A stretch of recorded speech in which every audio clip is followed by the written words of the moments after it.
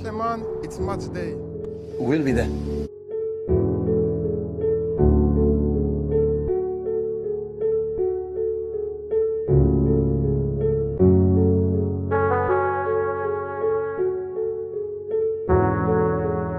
PSG just demolished Inter Milan. That was one of the most dominant finals you'll ever see in football history. 5-0 has never actually been seen before. It caps an absolutely amazing coaching performance, I believe, from Luis Enrique, who deserves this trophy. It should not go without saying that the last time he won this trophy at Barcelona, his daughter was with her.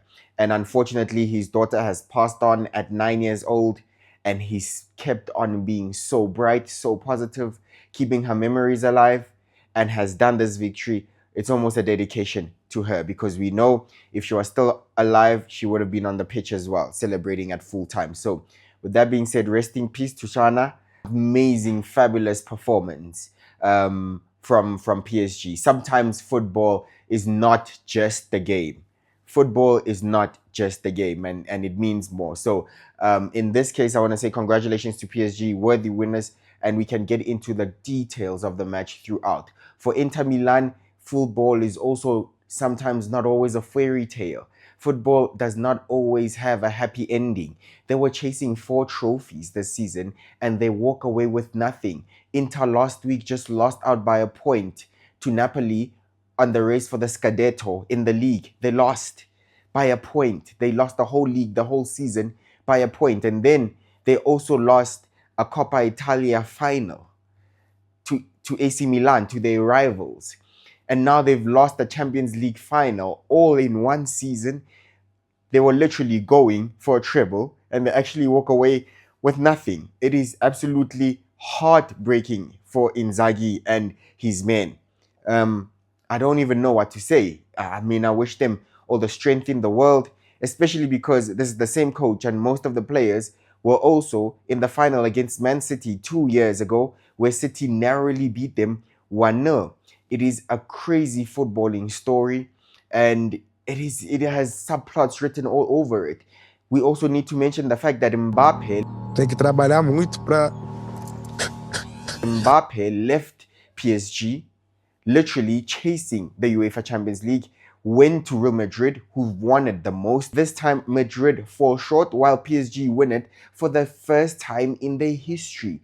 PSG had Messi, Neymar, and Mbappe, could not win it. PSG had Ibrahimovic, Cavani, legendary players, Di Maria, serial winners that have won World Cups and UCLs at other teams, but they couldn't just do it for PSG. They've had the likes of Thiago Silva, and they did not win it. It's absolutely amazing. If you're looking at the midfield, they also had Verratti, who's almost created this sort of type of footballer that the PSG midfield trio plays.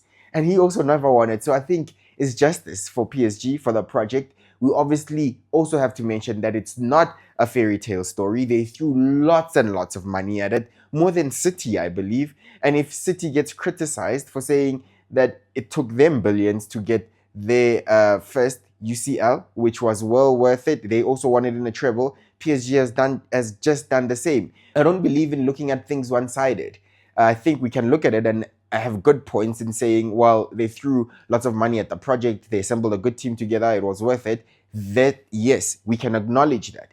PSG threw lots of money at this attempt of winning a UCL. Yes. Is it a fairy tale? Is it a Leicester story? No, we can acknowledge that, right? But we can also acknowledge that the players had a good performance and they've spent their money well this time. And I do think Neymar leaving, Messi leaving, Mbappe leaving was the start of a rebuild, and it was rebuild centered around a team performance. You've heard the speech from Luis Enrique, who was telling that Mbappe, you need to work hard for the team. If you can't score, you have to defend. And as attackers, you are defending from the front by pressing. You press their keeper, you press their center half. You don't give them time on the ball to pick passes. You put pressure on them. You don't give them time to look up. You lead the team in defense, especially as the superstar that you are. The rest of the team will follow. The other youngsters will follow. And to me, it seemed like that message to Mbappe wasn't clear. You get those players sometimes, those superstars, but Enrique demanded hard work, and he literally said Dembele gave him that. Dembele, Kvaratskhelia, Due, the defensive amount of work that they were putting in that final just showed you the hunger, their discipline, their tactical discipline, and their determination to win this trophy and to play as a team. I think you had Kvaratskhelia scoring a fourth goal. It's 4-0. They 4-0 up, but immediately after that, he's running back. I think he was tracking Dumfries. Dumfries was marauding on from right back, and he went with him, stuck to him, and put a tackle in his own half. Immediately after he scored, 18 minutes in, 4-0 up. That should show you how much they wanted it. So, perfect team performance. And now I want to describe, I want to go through the game. I think tactically, Inter Milan were dismantled. I think it is a masterclass from Enrique, 10 out of 10. From Inzaghi, it was a 1 out of 5. It didn't work. I mean, Inter Milan have gotten to the final. They deserve it. They beat Barcelona to get here. They've had tough competition. They've beat Bayern. They finished fourth, I think, in the big group stage table. So Inter Milan have played some good football. And before this, they've been the best defensive team in this competition by far. But they just had a bad day. It happens where one team is really on it. Everyone is literally on their game while the other team do not show up. It happens, but it's happened at completely the wrong time for Inter. It's heartbreaking, but tactically there were no match. And I think we need to start in the midfield. The midfield, they got outran. You have Mkhitaryan, and you also have, besides Nico Barella, Mkhitaryan and Çalhanoğlu. I think they are plus 35, 34, 35, running up against Fabian Ruiz, João Neves, Vitinha. They were never keeping up. Only Barella, maybe I thought, had maybe the legs to try keep up. But even then, that was not enough. He didn't really show up. They were dominated in the midfield. Vitinha ran the show.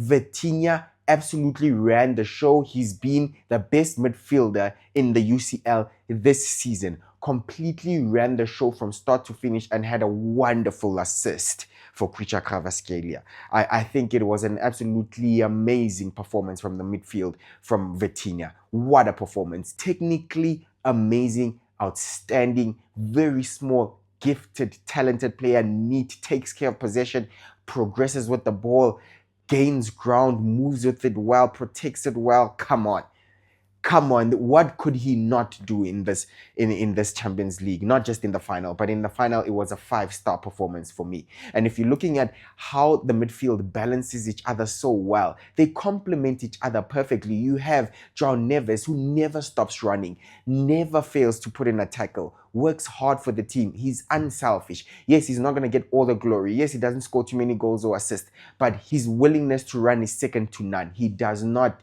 get tired.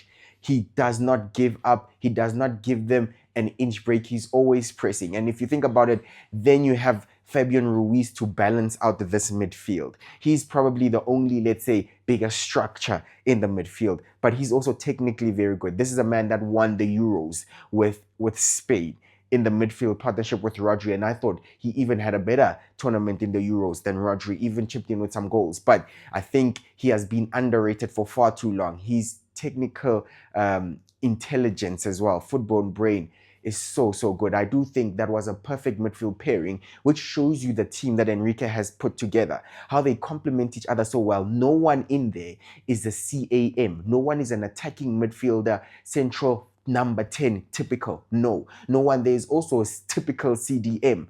No one is a number 6 in there. They all work hard for each other and they all do everything. I've never seen such a thing. It's very rare to see that type of midfield in football today. They all work extremely hard, up and down, all of them box to box. That determination, that passion is second to none, and I think it's actually what won them the whole UCL. And the fact that Enrique knew the type of football that he wanted to play, and these are the type of players that he got, and look how perfect it looked. It was flowing for PSG. And I just think that's where Inter, they couldn't cope. At the end of the day, they couldn't cope, and that's where they lost it. Inter's game plan was actually to park the bus at the beginning of the game and then try hit on a counter. I think Barcelona did a lot of damage to Inter because they did give Barcelona a lot of possession. Yamal was absolutely tearing apart Di Marco, who we'll get to in a moment because he was absolutely ripped apart in the semi-finals and the final and even got hooked. But I think Inter's defensive approach to the game, I think, cost them. But what can you do with PSG being so attacking? Inzaghi thought that this is the formula, try shut them out and then get something on the break. I do think actually that Toro played well. Toro's hold-up play was good. I don't think Thuram did the most with the ball, with his chances as well. Inter's best chances came from set plays, from corners, and their headers were not good enough. And I think in the final, you have to take even the smallest of chances that came to you. And I thought there were good balls into the box, good headers. Actually, not good headers, but at a good height. The balls were at a good height. They got to it. They almost had free headers. They should be doing better with those headers to get them back into the game. But besides that, there's nothing else to be said. Inzaghi's substitutions also made no sense. He was chasing it, and I think you could see he was losing his patience and he was frustrated. And it's very hard for Inter with that defensive approach to try to get back into the game, right? Especially at 2-0. At 1-0, I thought it's already done because it's like they're not going to change much. But you had to go out and attack PSG, and it looked like Inter were not set up to do that. So for me, there's nothing else to be said on Inter. It is a terrible performance in the final, but it does not take away from their run. We need to acknowledge that they had a good Champions League run, and it was unfortunate that they stumbled on the last block. So congratulations to Inter for making the final, and it's unfortunate and heartbreaking that they couldn't win it. So unlucky boys, twice in the last 3 years, finals, lost narrowly to 1-0. Also very painful. They could say that they had their chances if they were better on the day. Lukaku missed some sitters. If they were better on the day, then, at least they win that final. But this one, you can't even say anything. It's just an off day. But it doesn't take away from the fact that they really pushed this season, and it will be hard, I think, mentally recovering from this loss, not just of the UCL final, but also of all these competitions that they were in. Like I said, final in the Coppa Italia, you lose it to your rival, and then you lose the Scudetto to Napoli with 1 point. Absolutely heartbreaking, even in Conte's first season. So, yeah, unlucky Inter, hard luck boys.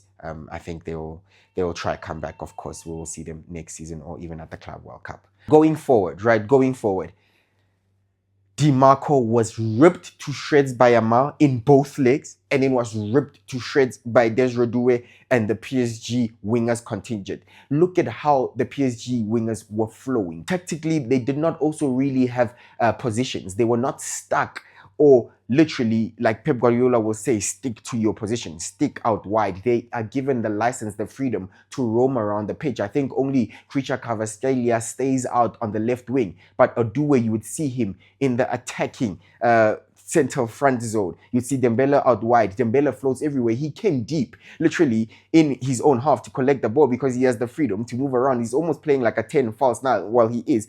But then he has no position. Sometimes he's on the wing, sometimes he's in the center, sometimes he's literally anywhere on the right wing or left wing. He has the freedom to go express himself and enjoy the football. Same with Desiré Doué. And there's times where he was losing the ball because of his expression, his skills, trying to do too much. But the fact that he was allowed to do that gave him the confidence to assist and to score, right? So he had 2 goals, 19, absolutely a dream performance. You also see the likes of Vitinha with that defense splitting pass for the first goal, absolutely cut Inter Milan apart.